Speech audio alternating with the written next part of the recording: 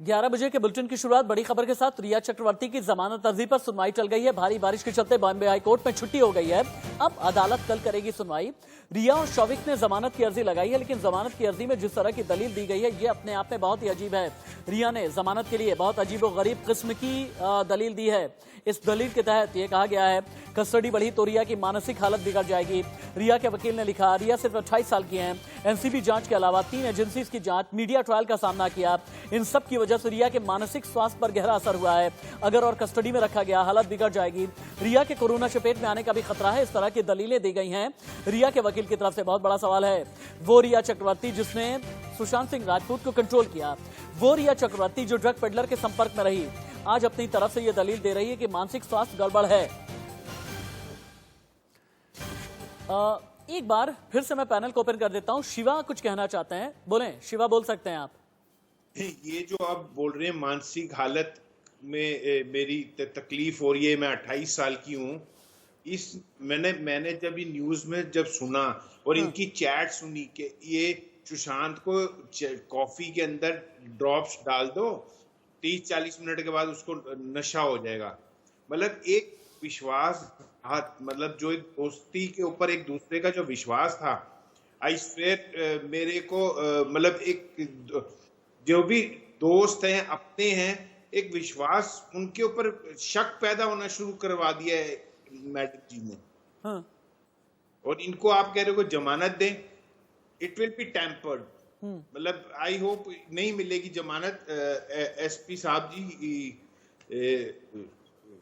नहीं मिलेगी जमानत, ये मेरी बात देख लेना। अच्छा, नहीं मिलनी भी नहीं चाहिए कि रिया को जमानत नहीं मिलेगी। एक बार मैं अभिषेक के पास में भी चलता हूं। अभिषेक, मुझे समझाएं, मुंबई की भारी बारिश की वजह से जितनी भी सुनवाई है क्यों टली है, जो टली है इसके बारे में अपडेट दें। साथ ही ये बताएं कि क्या एनसीबी जिन जिन को समन कर चुकी है, जिनसे आज पूछताछ होनी थी, क्या ये पूछताछ भी आज संभव नहीं है?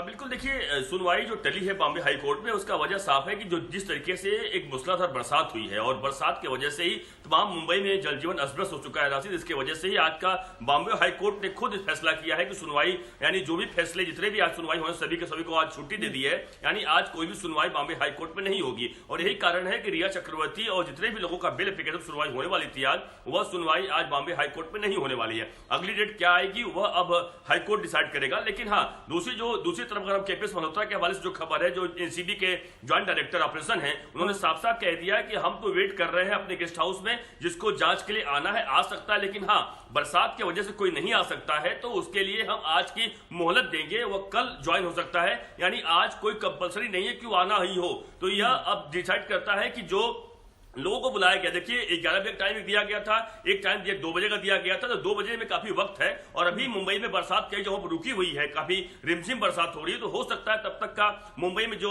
जल जमाव है हट जाए, तो वो 2 बजे वाले हो सकते हैं कि वहां पे अपीयर हो सकते हैं। लेकिन ये कुछ देर बाद समझ में आ जाएगा कि क्या जयासा, ध्रुव और जो मोंटेरा है, क्या ये वास्तव में आ रहे हैं आज, की वो उनको टाइम चाहिए सिर्फ इसलिए कि मुंबई में बरसात का कारण है और यही वजह है कि साथ नहीं आएंगे। लेकिन मल्होत्रा, यानी हम केपीएस मल्होत्रा की बात करें, एनसीबी वो तैयार है जांच के लिए। अगर आते हैं कोई तो बिल्कुल जांच करेंगे, लेकिन अगर बरसात का कोई बहाना लेकर नहीं आना चाहता है तो वह आज उसके लिए एक दिन की मोहलत जरूर देने वाले हैं। ठीक है, आप रहे हमारे साथ में, दोबारा आपके पास लौट करके आता हूं।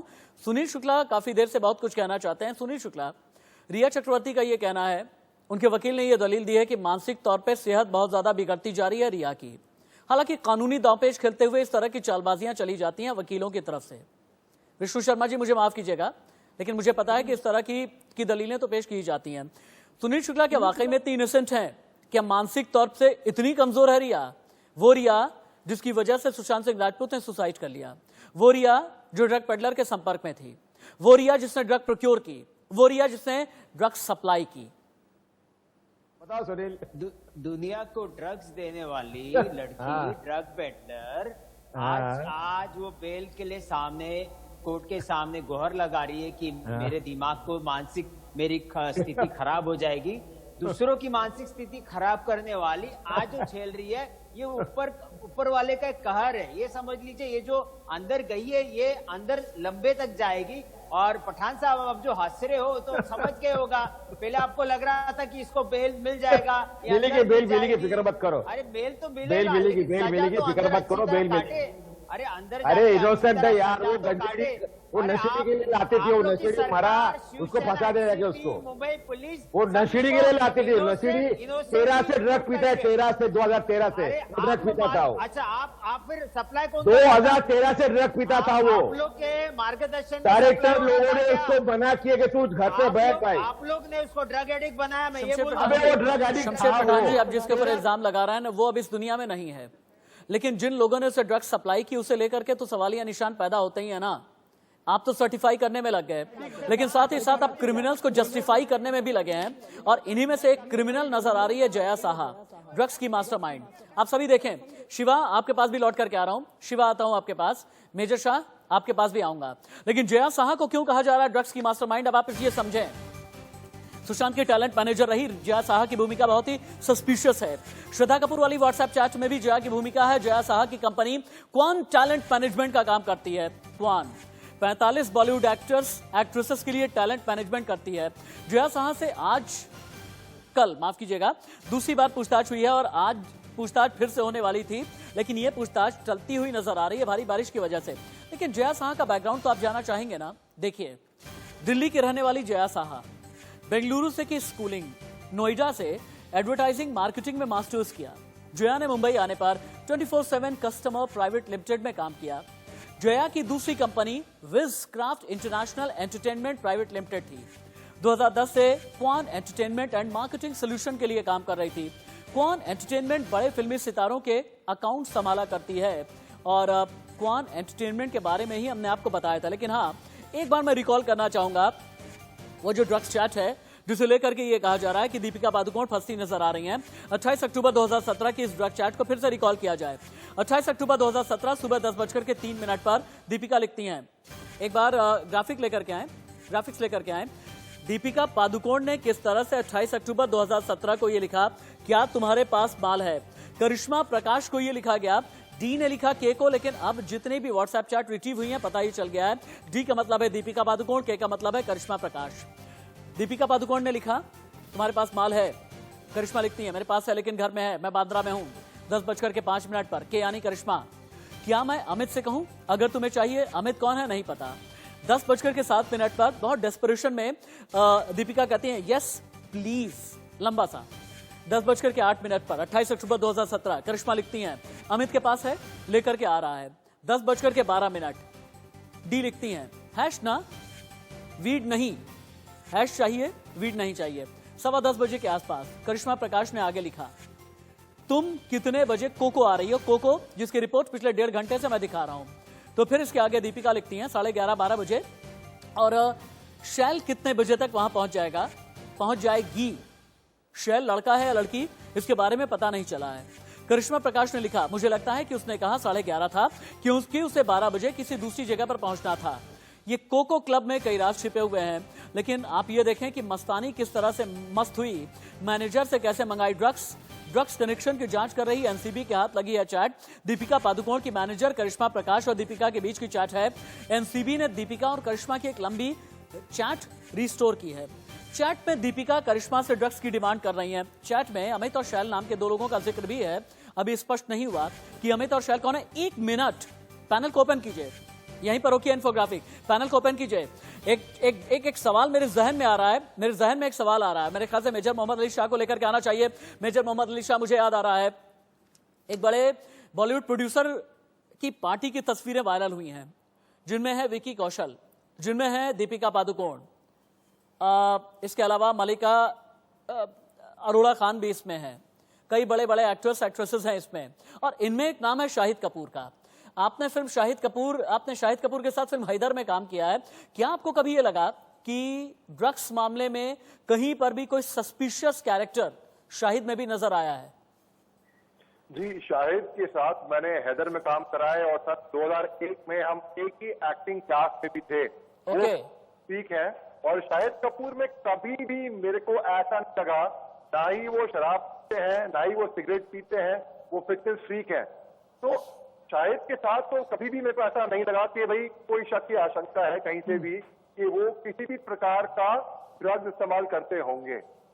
ऐसा बिल्कुल नहीं लगा मेरे को शाहिद के बारे में। अच्छा ठीक है, मतलब आपको ये नहीं लगता कि शाहिद कपूर किसी भी तरीके से ड्रग्स का इस्तेमाल करते होंगे।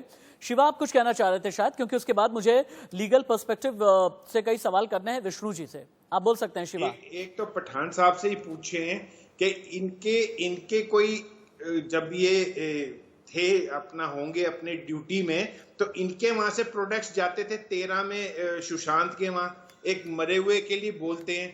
दूसरा ये इतने दावे के साथ बोल रहे हैं कि उसकी जमानत हो जाएगी, मींस क्या सेटिंग हो चुकी है। और जो आप अभी वीडियो की बात कर रहे थे सर, वो वीडियो करण जौहर वाली पार्टी का है, उसमें कहीं भी कोई ड्रग्स या दारू नहीं। शिवा जी बेचारे शमशेर पठान जी अपनी कितनी एम्बेरसमेंट अपनी इतनी तेज हंसी में छिपा ले जाते हैं, आप उन्हें और एम्बेरस करने में पड़े हैं। आप सेटिंग की बात कर रहे हैं, कोई सेटिंग रही है क्या? शमशेर पठान आप बोले, उसके बाद मेजर शाह आपके पास आऊंगा, फिर उसके बाद रैपअप में मैं विष्णु जी के पास में जाऊंगा। शमशेर पठान जी, ये सेटिंग क्या होती है? सेटिंग कैसे होती है मुंबई में, जिस ओर इशारा कर रहे हैं शिवा? काफी फिल्म इंडस्ट्री में है, मैं झूठ बात नहीं करूंगा, भगवान को मुंह दिखाना है। रात में एक एडिटर से मेरी बात हुई, उन्होंने कहा 2013 से, वो एडिटर है, नंबर 1 एडिटर है, उन्होंने रात में मुझे कहा कि 2013 से ये ड्रग लेता था, 2013 से शूटिंग बंद करता था। ये झूठ बोलो तो अल्लाह मुझे कल का सूरज ना दिखाए। बात सुनिए। दूसरी बात, बेल की बात मैं कर रहा हूं। विष्णु साहब ने जो कहा है कि जो ग्राउंड्स होते हैं बेल के, टेलीविजन पे अगर इस तरीके का एलिगेशन लगाएंगे, ये बड़े शर्म की बात है। अगर उसके परिवार, उसके मैं राशि जी, मैं उसके परिवार को बोलता हूं कि अगर इनके अगेंस्ट डेफेमेशन का केस फाइल होगा। आप पुराने मैटर में या पुराने चैट के ऊपर आप बात कर रहे हैं, that can not be the conclusive evidence to get the bail. इसलिए मैं कह रहा हूं, विष्णु साहब ने कहा कि बेल उसको हो जाएंगी, मैं भी वही कहता हूं, क्योंकि मैं लीगल बात कर रहा हूं, जज्बात में बात नहीं कर रहा हूं। और जहां तक कि रिया का सवाल है, वो रियली 3 एजेंसी को उसने बिल्कुल ब्रेव तरीके से उसने पूरा हैंडल करी उनको। अगर एक आदमी दूसरा ऑर्डिनरी आदमी होता, he would have committed suicide, the whole family would have committed suicide. ठीक है, सतीश माने साहब है 12। Rashid sir 1 second. हाँ सुशील जी 1 सेकंड, मुझे क्या करेगा तुमको उससे पैसों से? अरे 12 एक एक करके एक करके शमशेर पठान ने शिवा बोलेंगे। गलत बात। 1 मिनट मैं बता देता हूँ, मैं सीक्वेंस बना देता हूँ, मैं सीक्वेंस बनाता हूँ। शिवा बोलेंगे, फिर सुनील शुक्ला बोलेंगे, फिर उसके बाद मेजर शाह बोलेंगे, और विष्णु जी आपके पास भी आ रहा हूँ, मुझे पता है आपको कई बातें बोलनी है। शिवा जी बहुत जल्दी बोले आप। जी सर, एक बात बताइए कि अगर हमारे सिस्टम में अब हम 1913 की, हम 17 की चैट निकाल रहे हैं, हम 13 से इस चीज को पूरा ढूंढ रहे हैं, तो क्या हम लोग पहले नहीं रोक सकते? हाँ। कुछ लोगों को मरने की इंतजार कर रहे हैं, या कोई ऐसा जो जनरेशन फ्यूचर की तबाह होने वाली है उसको रोके? क्या सिस्टम को नहीं मालूम? क्या इसमें गवर्नमेंट फेलियर नहीं? ड्रग्स बंबई में, लोखंड वाला में, अंधेरी में नहीं बनते। ये कहीं ना कहीं से तो हिंदुस्तान में पहुंच ही रहे हैं। मेजर शाह शायद आप कई लोगों को रिस्पॉन्ड करना चाह रहे थे। एक चीज मैं समझना चाहूंगा, क्योंकि आज की बात नहीं है, 80 के दशक में, 90 के दशक में 2 चीजें बहुत ही ज्यादा कॉमन नहीं है, और आज भी वो ये कि बॉलीवुड से नाता अंडरवर्ल्ड का भी रहा है और ड्रग्स वर्ल्ड का भी रहा है। और खासतौर से जो ड्राई ड्रग्स बॉलीवुड में चला करती हैं, कोई नई बात नहीं है। ये बताएं कि पेडलर्स की जो जड़ है बॉलीवुड इंडस्ट्री में कहां तक जाती है? इन पेडलर्स को शय देने वाले लोग कौन होते हैं, कहां पर बैठे होते हैं? इन पेडलर्स की जड़ क्यों नहीं कट पाती है? अच्छे क्रिमिनल्स कट गए। मुंबई में जितने बड़े बड़े टेररिस्ट रहते थे, उनकी भी जड़ काट डाली गई। मुंबई पुलिस अपने आप को स्कॉटलैंड यार्ड पुलिस कहती है, लेकिन उसके बावजूद भी क्या ये माना जाए, इन ड्रग पेडलर्स की वजह से मुंबई में कोई एक छोटी पैरेलल इकोनॉमी चलती है जिसे कोई भी तोड़ना नहीं चाहता?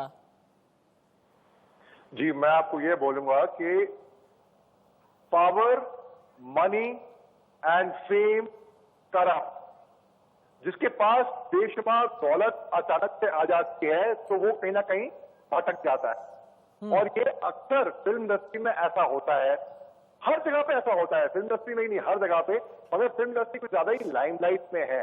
दूसरी बात, क्योंकि मैं सुशांत सिंह राजपूत को पर्सनली जानता था और उसके साथ मेरा इंटरेक्शन बहुत ही अच्छा रहा है, जब भी हुआ था बड़े अच्छे थे, वो गले मिले कुछ। और ऐसे आदमी कभी कोई नहीं बोल पाएगा कि वो सुसाइड कर सकते थे। ठीक है, लेकिन इसका कहना ये नहीं होगा कि मतलब जो आदमी खुशमिजाज दिखता है वो सुसाइड नहीं कर सकता है। अब ओके, क्या ठीक है है। वो तो इन्वेस्टिगेशन जी हाँ, बताएगी ठीक आगे। है, और ओके, ठीक है। अब मैं एक बार विष्णु शर्मा जी आपके जरिए ये जानना चाहूंगा कि अभी तक जितने एविडेंसेस मिले हैं, चाहे वो चैट हो, चाहे पेडलर्स का अरेस्ट होना हो, या फिर जो ड्रग्स सप्लाई करने वाले अरेस्ट होते हैं, नेटवर्क के बारे में जो भी पता चला है, इन सभी को देखते हुए क्या आपको लगता है कि दीपिका पादुकोण, नम्रता शिरोडकर, श्रद्धा कपूर और इसके अलावा सारा अली खान या फिर रकुल प्रीत, जितने भी नाम सामने आए हैं, ये वाकई फंस सकते हैं? देखिए, सबसे पहले तो जया का अरेस्ट होगा इसके अंदर। ये जया का अरेस्ट इस केस के अंदर एक तरीके से आप समझ लीजिए एनसीबी 2 दिन इन्वेस्टिगेशन कर चुकी है, किसी भी पल उसको जया को और करिश्मा को अरेस्ट कर सकती है, क्योंकि जया के अगेंस्ट जो एविडेंसेस आए हैं कि उसने इन एक्ट्रेसेस को वो कॉन्ट्राबेंड ड्रग्स प्रोवाइड की, वो कहां से आई, पेमेंट कहां से आया, पेमेंट कहां गया, अमित का क्या रोल था, अमित ने क्या प्रोवाइड किया, अमित किससे लेके आया। देखिए, इसमें जया और करिश्मा की जो अरेस्ट है वो आप समझ लीजिए बहुत सुनिश्चित है, इसको कोई नहीं टाल सकता, क्योंकि इन्वेस्टिगेशन में कितना ही सपोर्ट करते हैं लेकिन इन्वेस्टिगेशन के बाद ये नहीं बता पाएंगे कि वो पैसा कहां से आया, पैसा कहां से गया, प्रोक्योरमेंट कहां, लास्ट स्टेज जहां से ड्रग आ रहा है वो कौन कौन से पेडलर थे जिनसे इनको ड्रग मिला। दूसरी बात आती है कि ये रकुल प्रीत का और दिया मिर्जा का और सारा अली खान का, देखिए इनके अगेंस्ट एनसीबी को एविडेंसेस इकट्ठे करने पड़ेंगे कि इन्होंने कंज्यूम किया, और कंज्यूम करने के साथ पेमेंट अगर इन्होंने अपने किसी भी चैनल से पेमेंट की है तो इन लोगों की मुश्किलें बहुत बढ़ सकती है, इंक्लूडिंग दीपिका की। दीपिका ने अगर कोई चीज मंगाई है उसकी पेमेंट या तो खुद की है या किसी के थ्रू की है, अगर किसी के थ्रू की है तो इसकी इनमें सबकी मुश्किलें बहुत बढ़ सकती हैं। No doubt they could be arrested. मेरे ख्याल से आप सभी मेरे साथ में रहें, आप सभी मेरे साथ में रहें। मुंबई की बारिश हम 11:30 भी दिखा सकते हैं, आप सभी मेरे साथ में रहें, क्योंकि एक और एंगल में लेना चाहता हूं और वो एंगल है गुप्तेश्वर पांडे का, बिहार के डीजीपी गुप्तेश्वर पांडे। बिहार के डीजीपी गुप्तेश्वर पांडे जिन्होंने ले लिया है वीआरएस। कहा यह जा रहा है कि बक्सर से लड़ सकते हैं विधानसभा का चुनाव, एनडीए का चेहरा होंगे बक्सर से। लेकिन बात इतनी नहीं है, अब बिहार पुलिस सर्विस से रिटायरमेंट के बाद कैसी राजनीति हो रही है बिहार से लेकर के कहां तक, मुंबई तक, क्योंकि सुशांत सिंह राजपूत केस में भी बड़े मुखर रहे थे गुप्तेश्वर पांडे, बहुत ही अग्रेसिव रहे थे, और गुप्तेश्वर पांडे ने कई बातें कही हैं। उन्होंने कहा मेरे वीआरएस को सुशांत केस से ना जोड़ें, मेरे घर परिवार में कोई भी राजनीति में नहीं है, संघर्ष करने के बाद ही मकाम पर पहुंचा हूं, ये गुप्तेश्वर पांडे ने कहा है। क्या हम एक बार सुना सकते हैं गुप्तेश्वर जी को? सुनाइए, एक बार सुनाइए, उसके बाद आप सभी मेरे साथ में रहें, आप सभी रहें, और मैं शमशेर पठान जी के पास में आऊंगा। एक बार सुने गुप्तेश्वर जी को। आपके मन में भी यही सवाल होगा, इसका मैं सीधा सवाल जवाब देता हूं, आप सुन लीजिए कि सुशांत के केस से मेरे वीआरएस का कोई लेना देना नहीं है। मैं इसका बिल्कुल तर्कपूर्ण आपको जवाब देता हूं। सुशांत के साथ जो भी मुंबई में हुआ और उसका बूढ़ा बीमार लाचार बाप यहां रहता है, और मैंने उस हताश निराश बूढ़े बाप जो मुंबई पुलिस के अनुसंधान से बिल्कुल ही हताश था, निराश था और उसको न्याय की उम्मीद नहीं थी, वो मेरे यहां आता है। और यहां बिहार पुलिस ने जो एफआईआर किया, अब माननीय सर्वोच्च न्यायालय ने उस पर ठप्पा लगा दिया है कि वो काम बिल्कुल संवैधानिक था, कानूनी था, उसमें कोई गलत काम बिहार पुलिस ने नहीं किया, इसलिए इस पर कोई सवाल नहीं उठ सकता। अनुसंधान करने के लिए टीम गई, इस पर किसी ने, माननीय सर्वोच्च न्यायालय का फैसला आ गया है कि उसमें कोई भी गैर कानूनी काम नहीं था। मेरी अनुशंसा पर बिहार सरकार ने सुशांत वाले मामले को जो सीबीआई को सौंप दिया, उस पर भी हल्ला हुआ कि अधिकार ही नहीं है। माननीय सर्वोच्च न्यायालय ने अपने वर्डिक्ट में ये भी स्टैब्लिश कर दिया कि जो भी बिहार सरकार ने ये काम किया सर्वोच्च सीबीआई को केस सौंपने का, उसमें कुछ भी गैर कानूनी नहीं था। हमारे अधिकारियों के साथ बेइज्जती हुई, इसके बाद मैंने हंगामा शुरू किया। लेकिन शिवसेना ने गुप्तेश्वर पांडे पर निशाना साधा है, राजनीति में आने की खबरों पर साधा निशाना। प्रियंका चतुर्वेदी ने किया ट्वीट, चुनाव लड़ना है तो सत्य साहस के साथ लड़ो, गुप्त तरीके से किसी की मौत पर कैंपेन दुखदाई है, भगवान आपको सफलता से पहले सद्बुद्धि दे, ये प्रियंका चतुर्वेदी ने कहा है। शमशेर पठान बहुत ठाके लगा रहे थे। शमशेर पठान जी, गुप्तेश्वर पांडे ने सीधे ये कह दिया है सुशांत सिंह राजपूत की मौत या कत्ल से उनके वीआरएस को जोड़कर न देखा जाए, उन्होंने कोई सियासत नहीं की है।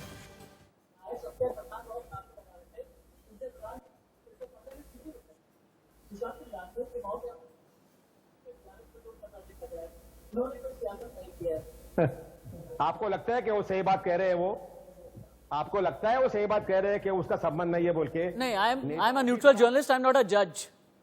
मैं किसी को जज क्यों करूंगा? मैं आप ही को जज नहीं कर पाया। आपने जो बोला मैंने आपको इनोसेंट समझ लिया। ये कोई आईपीएस ऑफिसर ऐसी बात करता है? और अभी ये वक्त में क्यों रिजाइन किए? अगर ये इलेक्शन नहीं लड़ेंगे तो समझो आदमी सच्चा है। अगर वीआरएस के बाद में इलेक्शन नहीं लड़ते हैं तो हम समझेंगे आदमी सच्चा है। ये भगवा गमछा लेके बैठा है आज, ये डेफिनेटली इलेक्शन लड़ने वाला है और टिकट दिया। अच्छा, आप मतलब ये कहना चाहते हैं कि आप ये कहना चाहते हैं कि जो सियासत वाले लोग होते हैं वो सच्चे नहीं होते, आप यही कहना चाहते हैं? मतलब आप सवाल उठा रहे हैं उद्धव ठाकरे पे, आप सवाल उठा रहे हैं शरद पवार पे, इसका मतलब ये है कि जितने भी सियासतदान हैं आप सभी पे सवाल उठा रहे हैं। टिप्पणी करना सही नहीं है, लेकिन आपको जवाब विष्णु शर्मा देना चाहते हैं। बड़ी बात यह है कि विष्णु शर्मा जितने अच्छे लॉयर हैं उनका पॉलिटिकल एक्यूमेन उतना ही अच्छा है। एक बार सुनिए, शर्मा जी बोले। शमशेर जी, आपको प्रॉब्लम है शिवसेना का पक्ष लेना है, चाहे वो गलत हो या सही हो। आपने अभी भगवा वर्ड यूज किया, आपने बोला सुशांत को चरसी, आपने बोला एक चरसी, सिर्फ एक बंदे से आपकी बात हुई कि एक एडिटर से मेरी कल रात को बात हुई कि वो 2013 से चरस लेता था, इसीलिए आप उसको चरसी बोल रहे हैं। ये बड़े शर्म की बात है कि आप नेशनल टेलीविजन मैं काम कर लेता हूँ, छोटे से ब्रेक के लिए रुकते हैं। मेजर मोहम्मद अली शाह आप, शिवा आप और सुनील शुक्ला, आपका क्लोजिंग कमेंट मैं जरूर लूंगा। एक छोटे कौन के कितने कांड हमने आपको बताए हैं। कौन एक ऐसी कंपनी है जो कि सवालों के घेरे में है और सीबीआई जांच में पहली बार कौन का नाम सामने आया था। कौन के डायरेक्टर मधु वर्मा मोंटेना को आज एनसीबी ने किया है तलब। और अभी की बड़ी खबर यह है कि मधु वर्मा मोंटेना पहुंच चुके हैं इस वक्त कौन के दफ्तर में। कौन के निदेशक मधु मोंटेना से एनसीबी की पूछताछ होगी। तस्वीरें आप देख पा रहे हैं मधु वर्मा मोंटेना। और मधु वर्मा मोंटेना एक ऐसा नाम जो कि को प्रोड्यूसर रहे हैं फिल्म गजनी के। मधु वर्मा मोंटेना एक ऐसा नाम जो कि जिन्होंने बड़ी बड़ी फिल्में प्रोड्यूस की हैं, रक्त चरित्र जैसी फिल्में प्रोड्यूस की हैं, बॉलीवुड के जाने माने प्रोड्यूसर हैं। कौन कंपनी के डायरेक्टर है, वही कौन कंपनी जिसके बारे में ये कहा गया कि रिया चक्रवर्ती को कमीशन दिया।